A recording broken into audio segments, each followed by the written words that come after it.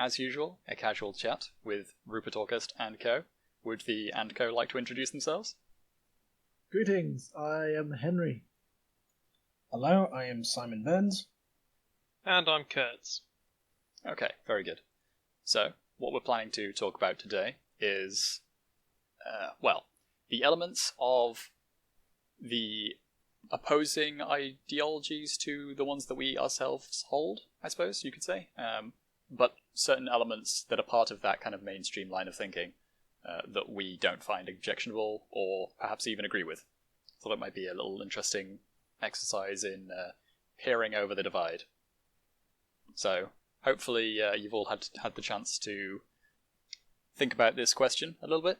I do have a few things in mind that kind of put me outside of the mainstream of the right. So we can talk about that. Would anybody else like to go first, or shall I? I think you might as well go first. So already, are you thinking in terms of your opposition is the right, the mainstream right, versus what, at least in my view, is the left, is my opposing ideology? Yes, so things that are part of the mainstream left, which we agree with, is what I'm thinking. Right. Or you could even get more specific than that. I tried to leave it deliberately open for that purpose, so that you could just take it in any direction that you wanted. So, for example, if you are broadly anti-Marxist, but there are some elements of Marxism that you don't find objectionable or agree with, then you could talk about that. Or alternatively, you could talk about things that are part of the modern mainstream movements, but that's more of like a coalition of ideas. Makes sense. I still think you should go first, though. Yeah, sure. Okay, so for me, the most prominent one, I think that there are a few elements of Marxism in particular that I don't find too objectionable. One of which being that the alienation of man from his work, or the artisan or the workman in particular, is something which is which has drastically reduced our ability to take pride in our work, and I think that's a marked disadvantage, and it kind of goes into this general malaise that we feel about the modern world and our kind of place within it. Everything sort of feels a bit pointless because for a lot of people we can't have full ownership over what we produce, and there isn't as much scope to exercise those more creative impulses with regards to creation. So in the past, you would have been perhaps if you were a furniture maker, you would probably be, with the help of a couple of apprentices, but all within one workshop, all at an arm's length, all within arm's reach rather, and with the ability to move around the different jobs as you willed, especially if you were a master, you would be making an entire piece of furniture. So let's say a sofa or a table or something, and you could add in those extra little elements that are quite specific to you as a craftsman. Perhaps you learnt them from your master when you were an apprentice or something like that, or maybe it's something that you've developed yourself that just gives it kind of that extra little bit of artistic and personalized flair. With the onset of a lot more sort of mass production modes of construction, if you are a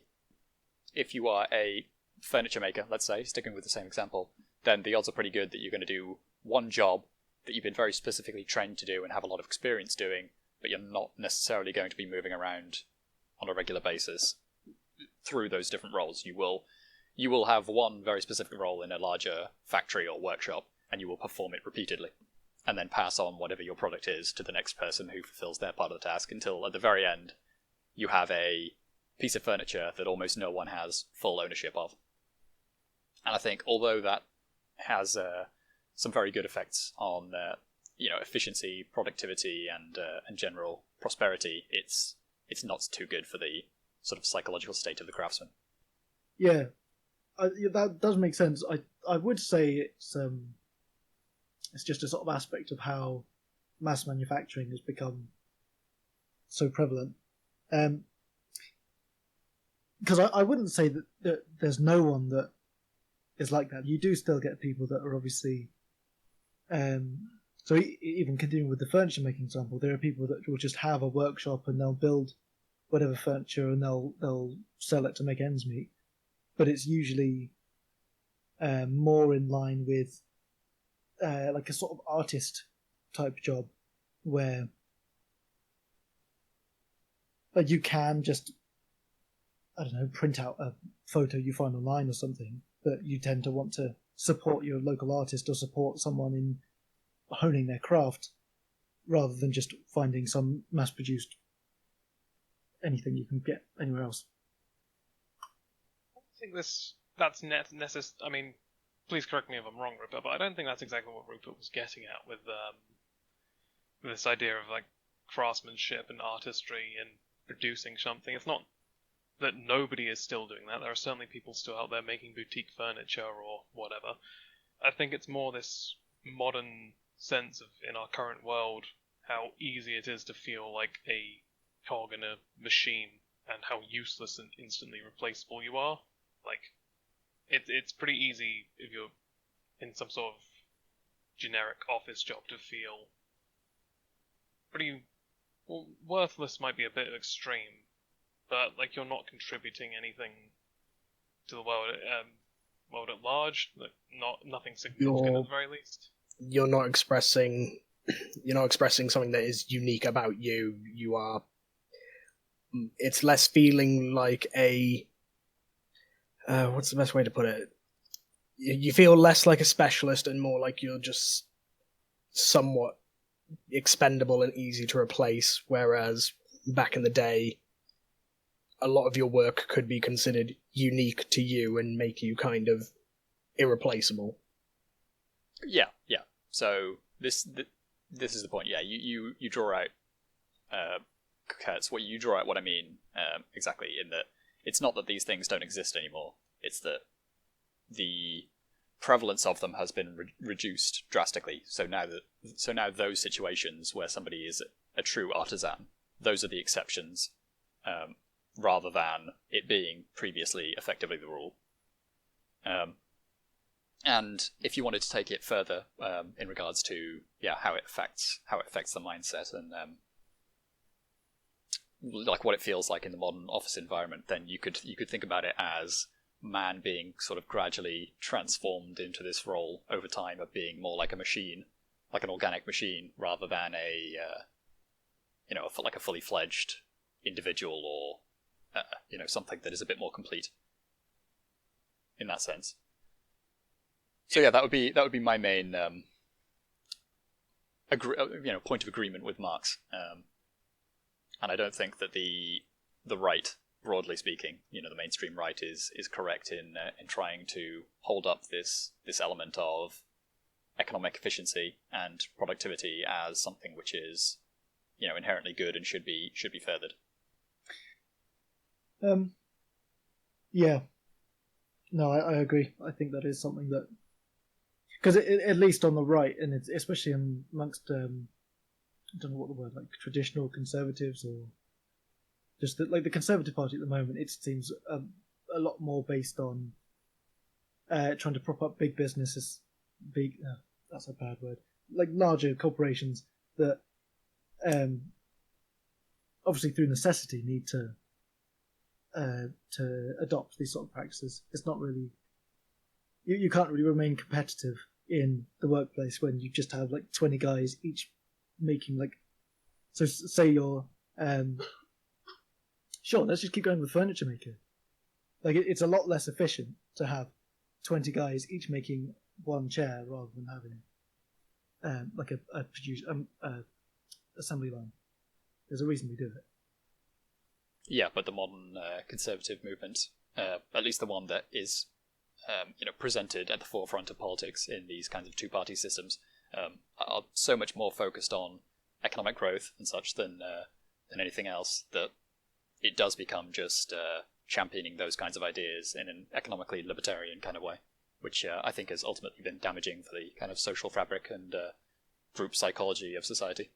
Yeah, exactly. What about you then, Henry? What did you come up with?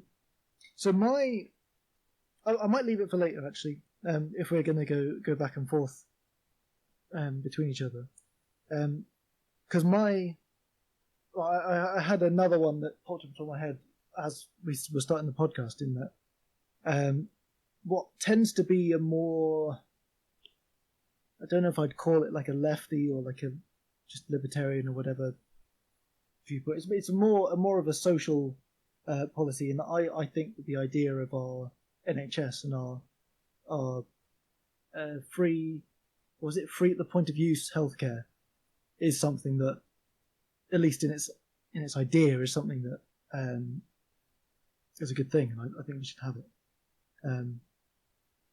Although I know that at least Rupert disagrees with me. She also had that written down as something that is typically something championed by the left that is still something that I support and agree with. I'm generally in favour of the NHS. Yeah.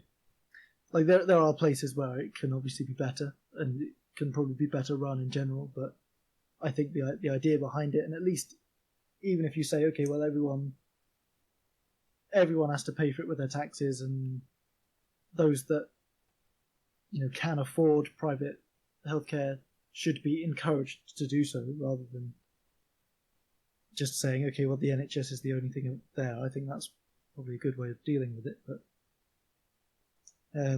I think it's one of these things that, because it's not being run very well at the moment, it's quite easy for people to say, oh, well, get rid of it. Okay, well, instead of jumping over that point then, I think it'd be interesting to unpack what you see as the reasons for it existing. So what are the priorities that lead us to having that?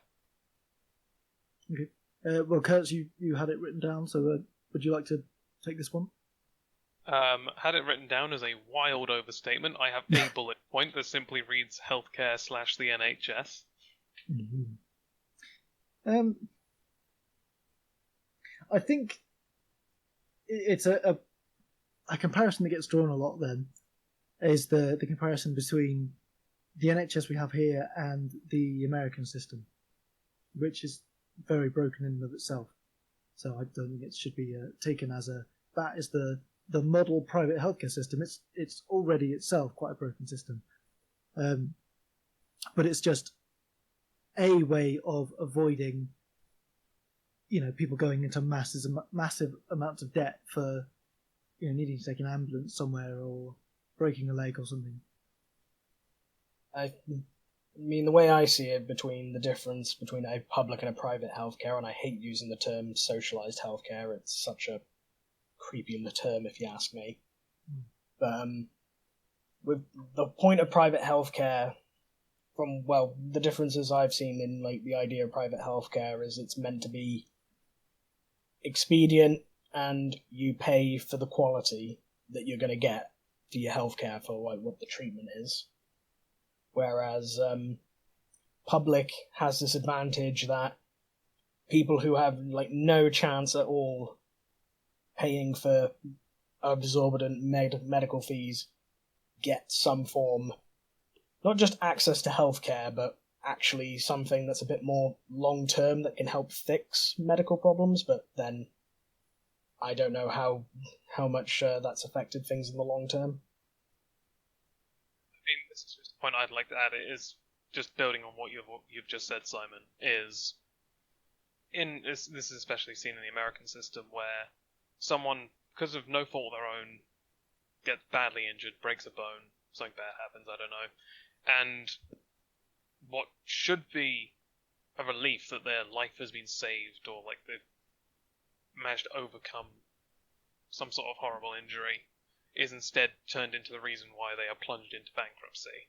It's just not right to me that something that was completely out of your control, that you would have to choose between calling an ambulance and being bankrupt, or just having to somehow drive yourself to a hospital while badly injured or something like that, just to try and cut down on how life ruining this. It's either going to ruin your life physically or financially. It's something I just disagree with. Yeah. So to jump the gun on Rupert's point, because we talked about this before, because I know he's probably going to want to jump in at the end of this. I don't want to say that the only way to avoid the situations we're describing is by having socialised public healthcare. It's just a way of doing it, and it's, in my view, it's nice to have that safety net that is there for those that can't get anything else, and if you can afford something better and want something better, you can pay for it yourself. But it's by no means the be all and end all of good healthcare systems. Yeah, so it's worth considering that what we're comparing here are a non-functional system. Well, not a non-functional system, but so in the US case, they have an effectively non-functional system. It's broken in almost every way that it could possibly be broken. But in the UK, our system is also quite broken, but not necessarily, possibly even anywhere near as broken as their system. So it's kind of showing a worst case scenario and saying, therefore, we should keep doing exactly what we're doing. And I don't think that that's a very useful way of framing the argument in a political sense. But I can give you some extra. So instead of just going straight into the arguments as to why I don't necessarily think that the NHS is or even socialised medicine in general is the best idea. That mostly revolves around the economics of it. It's rather inefficient, and doesn't create a good incentive structure. So instead, I'll just give some non-economic reasons as to why I broadly agree with you, because actually I think it does a lot of good things for. Might as well stick with the psychological framing. It does good things for people's sense of kind of anxiousness in society. If you know that you're not just sort of one car crash or something away from having your life ruined in more ways than one. So in the UK, at least you can be reasonably sure that you're not going to be, like you said, financially ruined by it. But that also means that you're going to be, to some extent, covered by your ability to do things like cover any like physiotherapy. That's the term, I think. All of that kind of therapy stuff that would get you back to a normal state. A lot of that kind of thing is covered as well. Whereas in the US, just because of the costs involved, you may not necessarily be able to afford anything that might be a bit more optional, that would just improve your quality of life back to where it was. And I think that's quite important as well. Just not having that situation where somebody can, like you said, have their life completely ruined, but also just the general kind of sense of psychological well-being that could, and hopefully does, though I'm not entirely sure, I haven't really seen much evidence on it. This is kind of a theoretical and speculative point, that the amount of collective psychological well-being that you could generate from that is probably going to be something of a benefit to everyone. Just not having everybody being so apprehensive about whatever physical ailments might just suddenly completely knock them out. Another thing that you could think about is how it encourages people to be less, I guess, doubtful about their kind of health situation as well, or duplicitous about it, and so that has an element of not having people lie to each other and themselves over what might be wrong with them, because they can just and are encouraged to just go and check it out and find out, because it's not going to be the case where just going to get a checkup is going to set you back by let's say optimistically about $50 or whatever it's going to be for something that might be nothing. Yeah, and your last point there was basically what I was going to bring up. Is there's probably quite a few, although obviously I'm not a doctor, there are quite a few medical ailments that if you can catch them earlier on, it makes them a lot easier and a lot cheaper to treat. Like especially when you think of in terms of things like cancer. If you're just going, like I think, I'm neither a doctor nor a woman, so I don't know, but I think if you're 50 and up, you get yearly breast screenings, mammograms. Can't remember the word. And so it's a well, it could be seen as completely unnecessary. It's more of it allows you to do more of a wide sweep. Just in case there is anything there, we'll catch it in the bud while we can, and then may or may not make it cheaper in the long run. I think it's just the advantage that a public health system can allow for basically what is preventative care. The idea that it's not good enough treating symptoms and ailments that appear immediately. People need to be vigilant about their conditions, and it's a lot easier to do that when you can basically just make a policy in your public healthcare to say all people at this age will get screenings, or they will get health checkups. Like, I think you can be over 60 in the UK, and it's either 60 or 65, and you are basically entitled to go for a yearly complete physical exam. Like, they will test everything just to make sure that you're not developing anything, and they've used it to catch things like arthritis.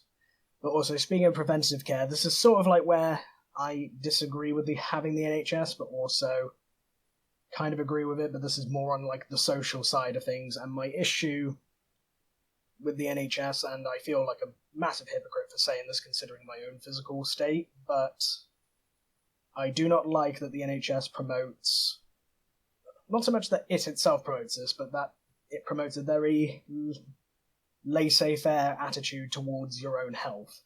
Like, I can absolutely trash and burn my own body, and the NHS will have to look after me, kind of thing. Whereas you'll see in countries like Japan that also have a public healthcare system, that they have drastically more reduced costs, but then they've got a culture that sort of demands that, hey, if you're going to use this system, you have to look after yourself because it's unfair on everyone around you. Yeah, so this is one thing I was going to bring up, is that it does act as a socializing the cost of certain decisions, and so by reducing the risk associated with us, with doing, for example, dangerous, reducing the punishment, I should say, for taking certain risks, particularly with your own health, you kind of inadvertently subsidize those risks. So, for every person who's living a very healthy lifestyle because they are, they inherently worry about their health, you're going to have some other people who are much more encouraged to take, certain risks with their health, or disregard the risks of certain activities, just because the costs are going to be socialized. It's not something that's going to fall strictly on your head, other than in the pain sense, obviously. But some people don't really necessarily think that far ahead. Whereas if you were able to present them with somebody who has suffered the full weight of the costs of those decisions, then it might move them a little bit more. Although, based on the situation in America, that maybe isn't such a strong argument based on actual empirical evidence. But on that note, actually, as well, so because you picked up, because you mentioned the idea of preventative care, that was actually one of the arguments when the NHS was originally being set up. It was sold to the public as being something that would cost quite a lot up front at first, but then that the costs would be reduced over time, because obviously people's health would generally improve from having more ready access to good quality healthcare, and therefore, obviously there would be fewer operations to carry out, fewer illnesses, etc., and thus it would become more economical over time. Unfortunately, that's not actually what happened, and it's only ever increased in cost. So I guess that would just be something worth looking into as to why that didn't happen, and where the exponentially growing costs are actually coming from. Yeah, this is also why I said not so much that the NHS caused this attitude, but more that clearly the attitude seems to be based on something inherent in the not inherent, but something to do with the country's current culture. Because, like I said, Japan have this public healthcare system, and yet they're all quite determined to keep themselves healthy, whereas the US has no such system, and yet they're not remotely, well, they don't appear to be bothered by, preventing their own decline in health.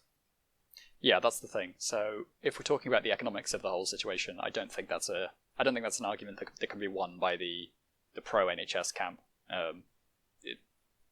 Basically all the evidence I've seen suggests that doing things via the private system would be better, because, for example, almost every country in Western Europe has a more private system than we have in the UK, and they have better outcomes. So I think just portraying it as either UK or America doesn't really work in that sense.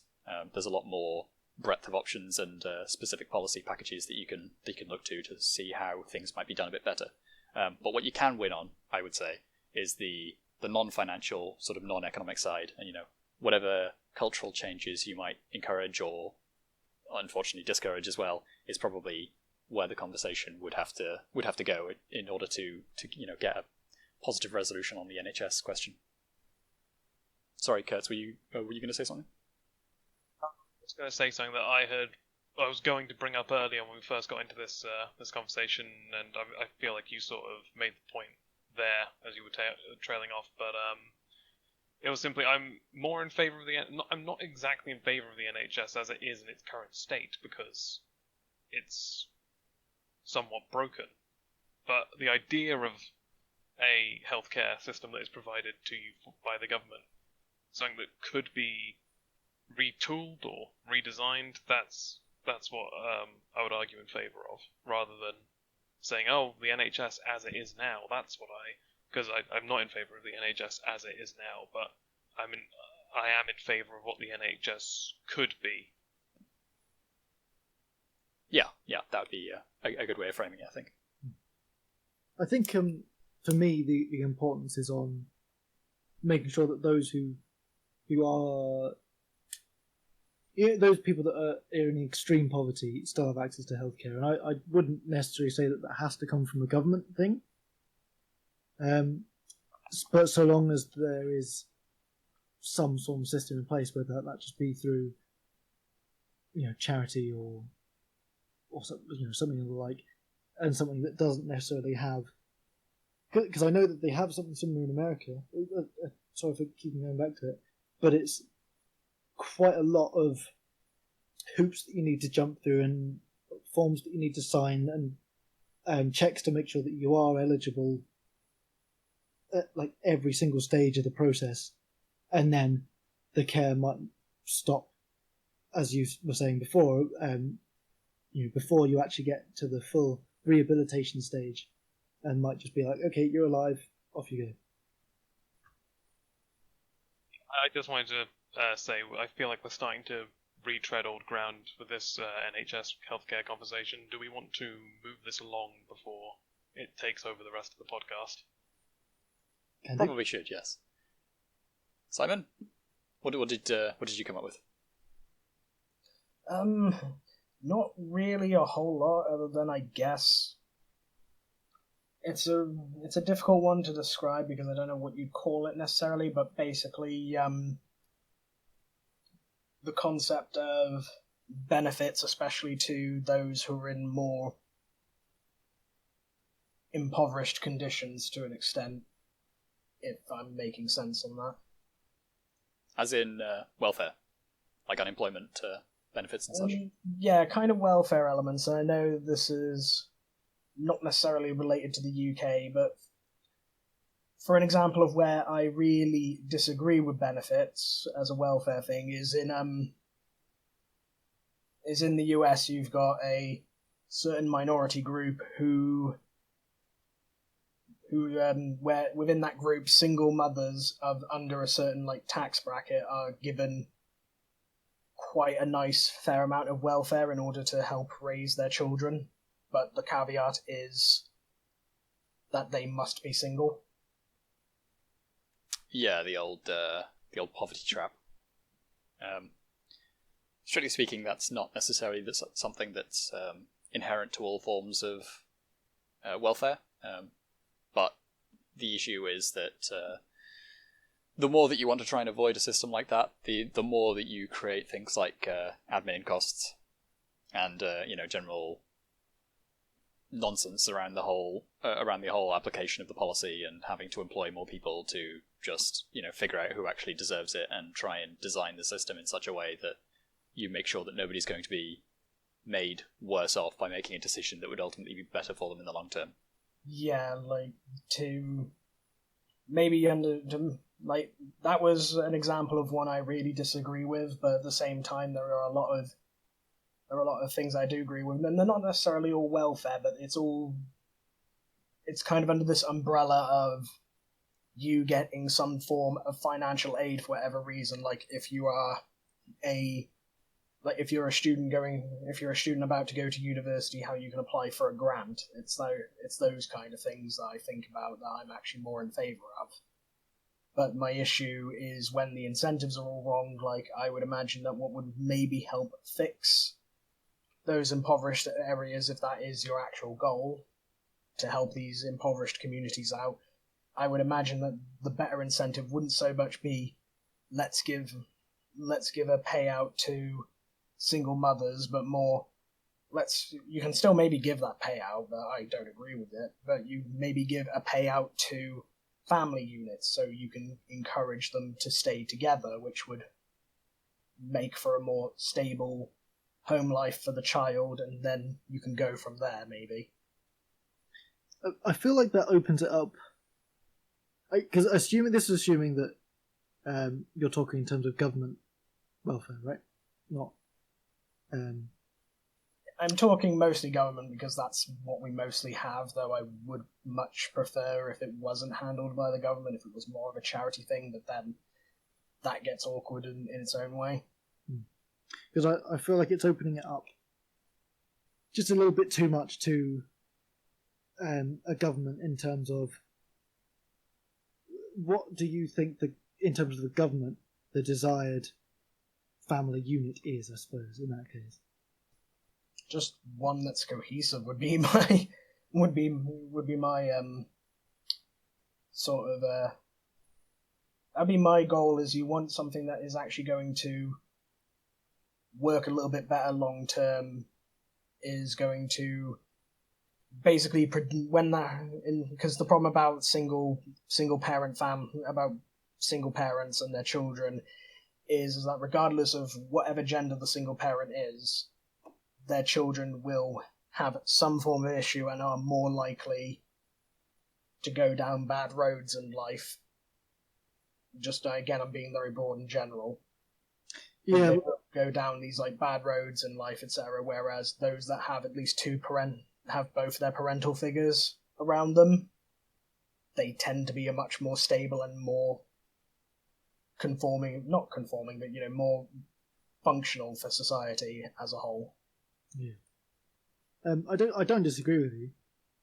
I just think that it is important to be careful of putting, I suppose, just moral judgments in general in the hands of government. Because you don't know what their ideal family unit is that they want to promote.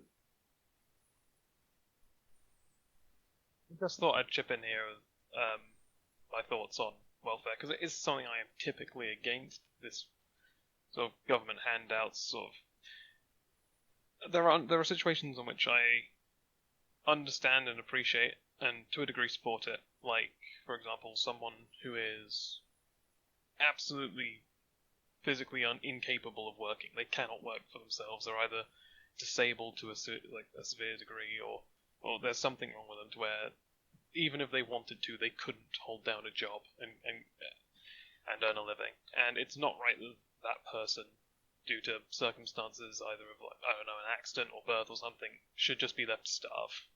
But when it's cases of people who just refuse to work getting government benefits, that's something where I end up drawing a line. I think no, if the only reason you don't have a job is because you just don't want to have a job, then you should just be left to starve. That's a very extreme take, but, well, might as well be honest. Sure, yeah. But to Henry's point, the issue there is that when you get it handled by sort of some kind of overarching institution or large organization, then you can have such things kind of systematized in a way that creates, I guess, gaps in the ability of people to properly interpret what's going on. And so it would be hard to tell, and probably in a relatively short period of time, relatively easy to game that kind of system to the extent that you're talking about, Kurtz. So generally speaking, as with most other things, I prefer... So my preferred solution to that would be to try to maximize the actual human element and the actual ownership of this kind of mechanism, so that you can have, a person who actually very much has a stake in the decision, being able to, actually look at the situation with this person and decide, okay, are you actually trying to get a job? Are you being genuine and honest? And if so, even if you don't necessarily fit the criteria that we're looking for, checking all the boxes and all that, then we can still let you through, because I can see that your situation is perhaps a little bit abnormal in the work compared to how it's framed in normal terms. But you're very genuine, so there's nothing you can do about that. It's not your fault that you've fallen through the cracks. I'd like to help you anyway. And then on the inverse side, you would have situations where, okay, you've checked every box, but I can quite clearly see that you're not invested in this at all, and you're just looking for free money. I think you really need a personal touch, and not one from a bureaucrat so much that would actually allow these kinds of responsible decisions to take place, rather than it all just becoming, like I said, systematized. I think that's the downside of doing things at a national level. So if I must admit, I don't know how exactly you'd do it, but if you'd say you'd have your local council in charge of, assessing people, maybe even doing it in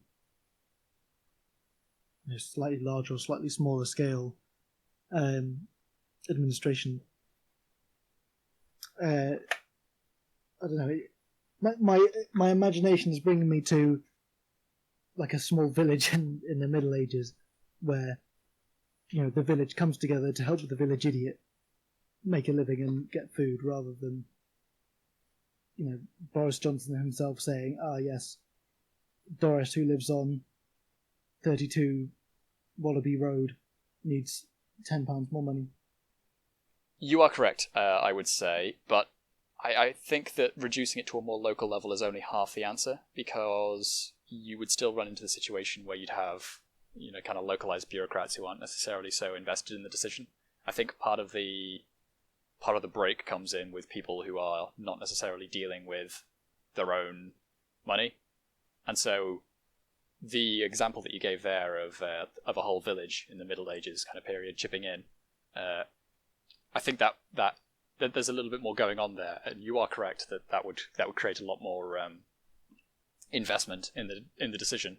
But I think that's also quite significantly because not only do they have that personal connection with him, but they also are contributing their own money that they could easily choose not to, and then they'd be able to use that money for whatever else they think is needed, either for themselves or for whatever other person is around and could use some extra help to get by, who perhaps is being more genuine or something like that.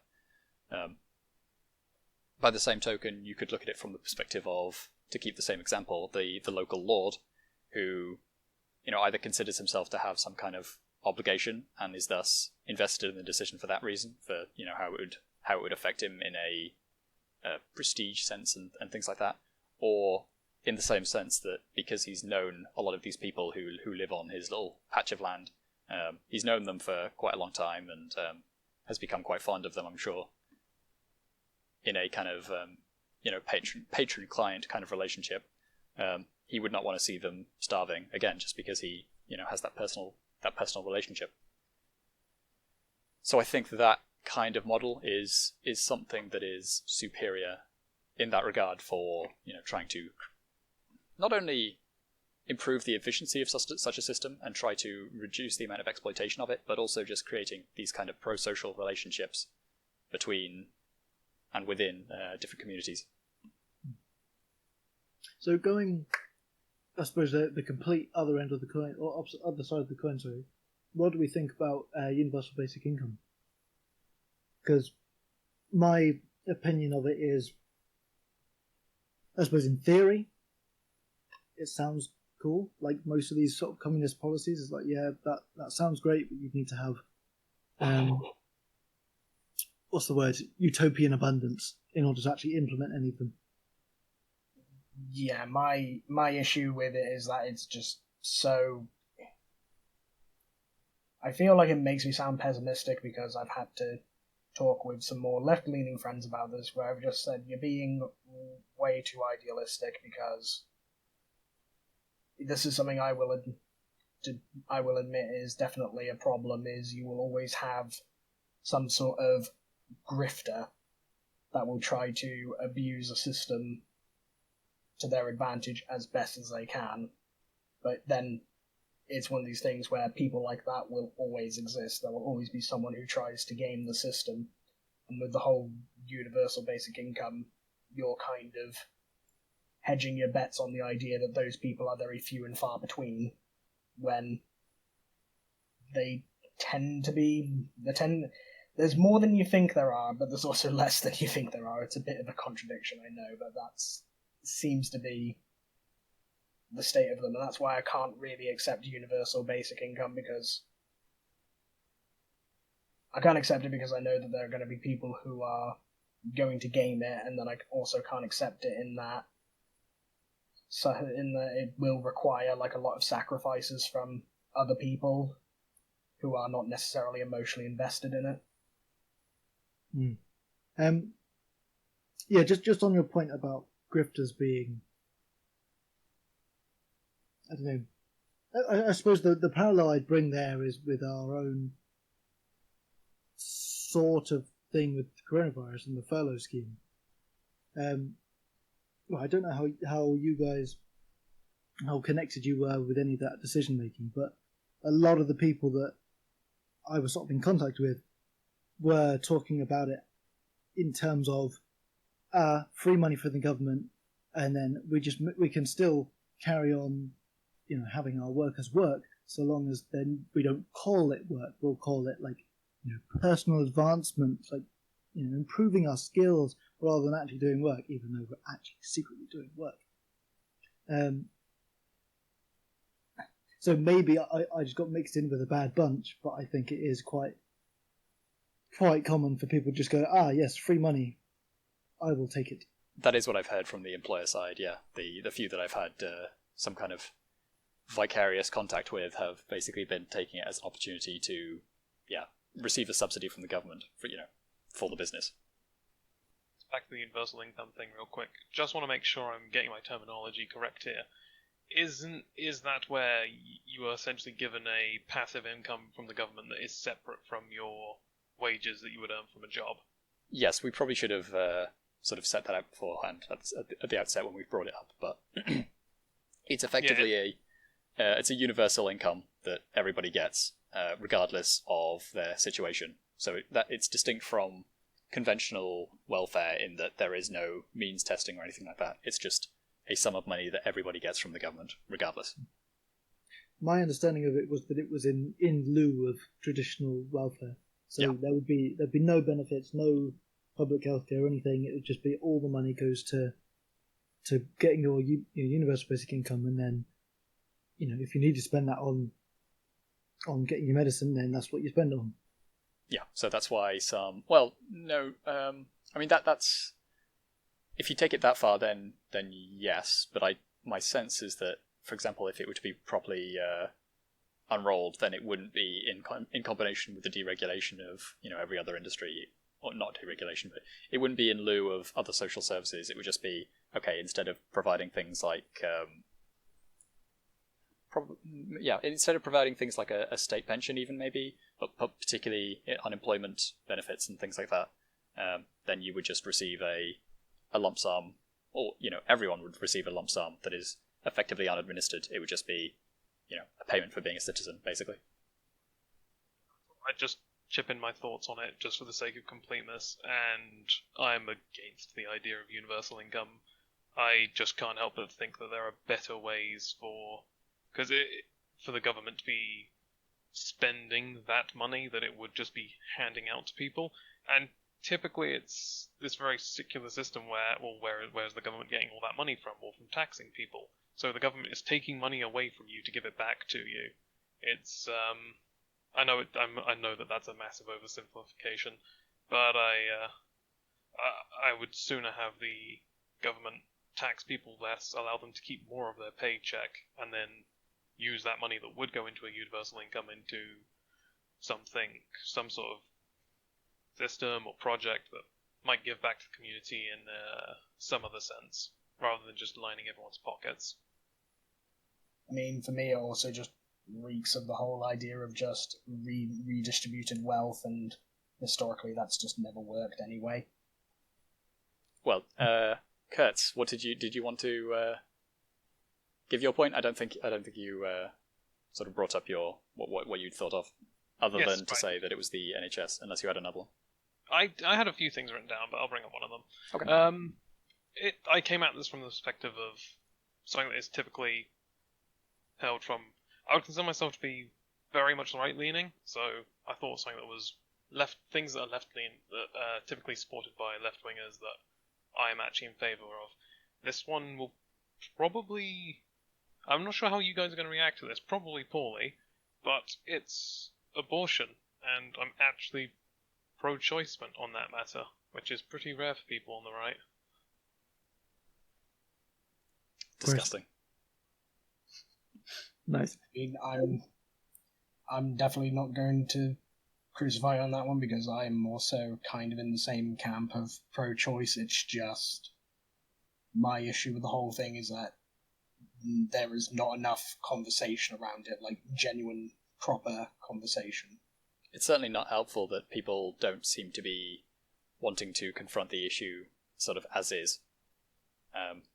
I think this is more a problem on the pro-choice side than the pro-life side, because it seems to be viewed in very abstract terms, and not as the kind of visceral thing that it actually is.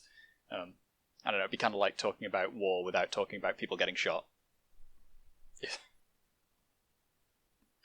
Yeah. So to make, I suppose, first thing we should do, because I don't think abortion needs defining, but we should make our own positions clear. Well, it's something we talked about quite a lot in the past. And my, at least personal beliefs, is that I'm fine with it up to a certain point. Is usually, which I think in itself is kind of weird, in that accidents will happen, the condom will break, the pill won't work, something could go wrong, and I think you should account for people that make all necessary precautions and still would rather not continue while it is, especially if you can just stop the egg being fertilized, for example, while it is in that very early stages, and you can stop that. I am in favour of that. Fine, do what you want. But once you reach the point where it's like a bit more complex, it's a human life to me, and that's something where I know it's inconsistent, but it's a different entity entirely. To stop, say, a sperm fertilizing an egg, or a few cells that are replicating, versus something that has organs and will in however many months' time grow into a proper human being. I think I should define why I support it now. I just wanted to get your immediate shock reactions first. Yeah, I was going to ask. Thought it might be entertaining. Yeah, the reason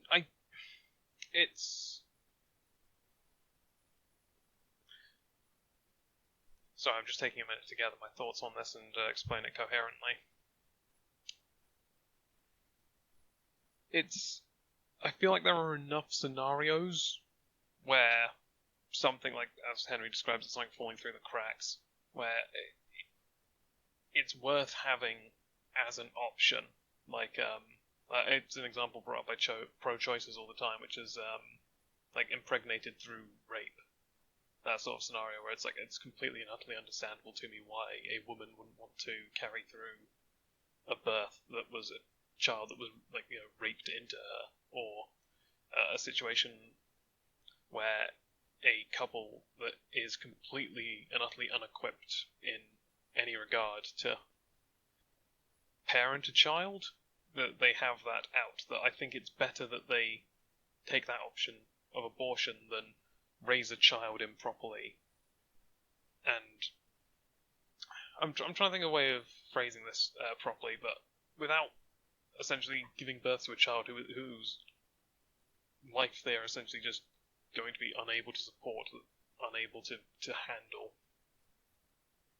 I think there are a lot of like underlying circumstances that you can kind of use to argue pro-choice, and I definitely are part of my arguments, which is just, again, there is a certain amount of where you've got to you got to weigh up like how beneficial the result is or isn't going to be.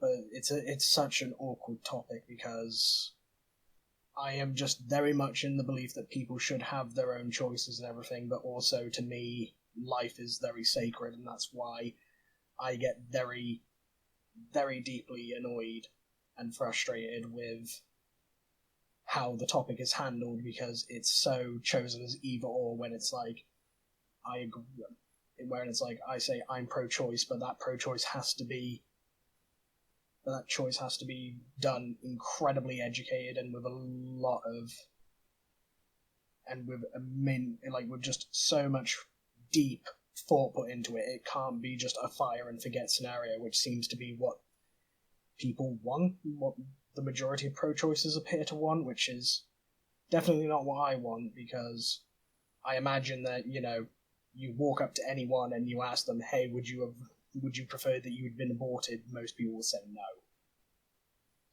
Yeah, so just to unpack where I am on the issue, it's probably, I don't know, for me I think it's a very awkward topic, for slightly different reasons from Simon, because it's probably where the most of my kind of internal contradictions in thought come in, because from a kind of just I guess the emotional smell test of the thing, I don't necessarily have too much of a problem with it. I don't know, maybe that's just me being some kind of a sociopath or something.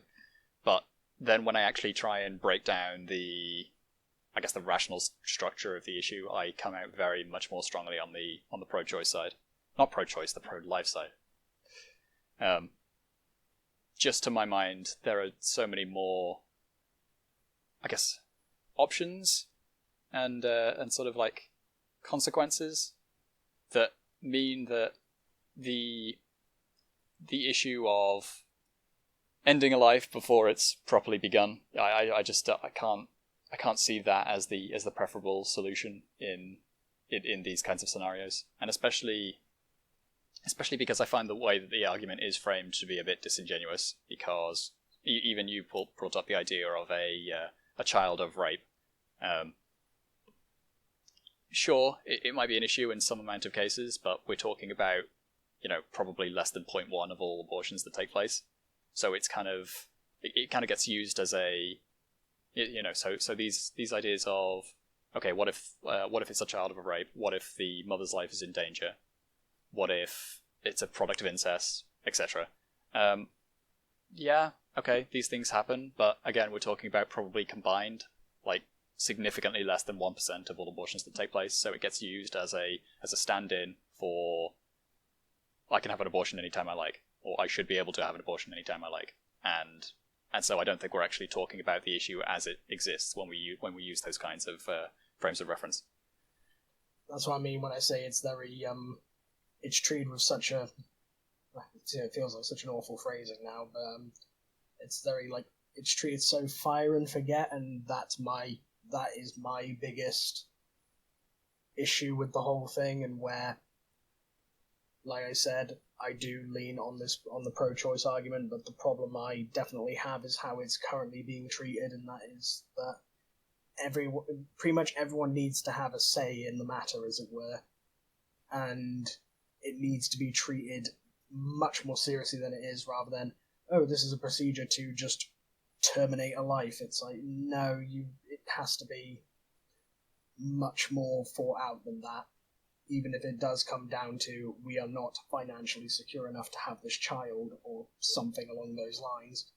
Which also, to my right, and this is where I know I am going to fall afoul of people who are very much, it's my body, I do what I want with it kind of thing, but I do feel that both, depending on the circumstances obviously, but that both parents need to be involved and both need to have a say, and it needs to be more on a consensus than anything else, rather than a straight up decision by the woman in the arrangement just because it's her body. Yeah, I just wanted to add to again, just building on something that you've already said there, is that while I accept that, yeah, like rape babies or like products are incest or something that will endanger the mother's life, all of those are extremely rare cases. It's the idea that it is there and available as an option if that rare case is to come up. That's. I don't think it should be this sort of like, fuck it, I'll just get an abortion, condom broke. Well, I think I agree with you that it should be something that a lot of thought goes into, but I also still believe that it is an option that should be available. Sure. Although the problem is, I mean, I guess we get back to the healthcare issue at large, because it does kind of become a case of people not having to worry quite so much about the potential repercussions of of not taking certain precautions. Because, I mean, especially if you get access to the procedure for free, then it can just be a case of like, oh well, we made a mistake, but it's easily sorted out. When if you look at things economically, there's an enormous cost there, and if you look at things spiritually, if that is indeed a life, then wow, that is a very cavalier way of treating life. Yeah. So I could be wrong about this, but I do believe we talked about this in our chat about responsibility, where I think I do agree with Kurtz on this, though, in that the option should be there for those extreme cases, but the way that it's talked about now is very disingenuous, and it's not. I don't mean like we personally, I mean the conversation in society. And I think there is obviously this hyper focus on products of rape and things like that. But no, I'm just talking over what we've already said. So any final thoughts? And we'll move on. Bearing in mind we've already talked about it on a previous podcast, I think. Yeah, it might be something that's worth coming back to, though, as a specific point, because I could probably unpack a number of more thoughts on it. In particular, on the way that it impacts demographics, which is something that isn't often talked about, and unless it's just used as some kind of gotcha moment, then it doesn't really come up. But I think it's probably a relevant consideration, and also just the idea of, what if the people aren't necessarily ready to have a child? I think in all of these cases, these are very, bourgeois, modern considerations that we have the freedom to think about these things, where it wasn't the case prior, and, people got by fine. So, we should probably just unpack that issue a little bit more at some point. Could do, though I will be highly uncomfortable all the way. Yep, so will I, and I expect myself to contradict myself once. That sentence doesn't sound right, but yeah, you know what I mean. At least once. I was just going to say about, this applies to a lot of the things we've talked about here today, is that the idea of social responsibility is coming up a lot, and again, that is something we have talked about in the past, and so it's not entirely just a problem with these, like the universal healthcare problem isn't just about that, it's about the society that it is set up in having the correct attitudes towards it, and the same goes for the abortion problem, is that option in of itself existing and being available to people is fine. It's just that people need to know when it is and is not acceptable. Seems like the wrong term, but I can't think of anything better to use it and access it. Yeah, so it's something that, like much of this stuff that we talk about, is something that should be frowned upon and not, or at least not encouraged and thought of as I'll just do that. But the options should probably still be there for these exceptional circumstances. Sure, I can definitely agree with that. I guess it depends, though, whether or not you're going to consider the legal and I guess media-based, it's like the institutional perspective on these things, how that's going to affect the culture. Because if the law is, and the central institutions and the government and all that are seen as having a significant weight of moral authority behind them, then simply by them saying or signaling that something is correct or is not correct to do, or good or wrong to do, however you wanted to frame it, that is going to have an effect on how people think about these issues. But I mean, to draw another comparison that might sort of illustrate the point, we've almost certainly, I would be absolutely shocked if we didn't have more people who are using hard drugs now that they're illegal compared to previous times where they were, freely available at a chemist. So it is a much more complicated cultural issue. But I guess just to, conclude and reiterate my point, you have to be careful about how some of these policies might affect the culture and what they might say to the culture and how you might change culture through the implementation of the policy. And with that, I think we're pretty much done. Anybody else got any final thoughts? I know we've already been through this whole rigmarole, but Henry? Well, I have more things to talk about, but if we've had enough time, then we can save them for another go at this, maybe. Yeah, perhaps. Any final thoughts on what we were talking about? On what we've been talking about there? No, I think I've made my position reasonably clear as much as I can. All right, Simon. Yeah, no, I feel like I made myself fairly clear.